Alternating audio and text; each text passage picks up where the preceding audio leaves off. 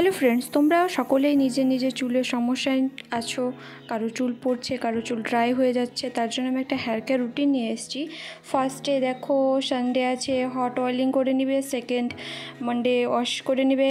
তারপরে মঙ্গলবার দিন টিউসডে অ্যালোভেরা জেল অ্যাপ্লাই করতে পারো আর সিরাম অ্যাপ্লাই করতে পারো। এটা তোমরা অ্যাপ্লাই করবে চুলের যেগুলো শেষ ভাগ ওইগুলোতে।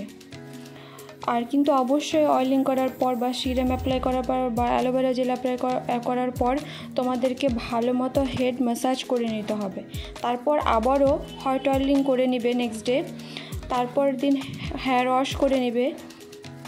তারপর ফ্রাইডে যেটা করবে তোমরা ডিআইওয়াই সিরাম রেডি করবে, যেটা তোমরা যদি জানতে চাও বা দেখতে চাও আমি যে আমার চুলে যে সিরামটা ইউজ করি ডিআইওয়াই, তো সেটা যদি তোমরা জানতে পারো তাহলে আমাকে কমেন্ট করবে। আমি সেটার একটা ভিডিও তোমাদেরকে আপলোড করে দিয়ে দিব, তোমরা দেখে নিও।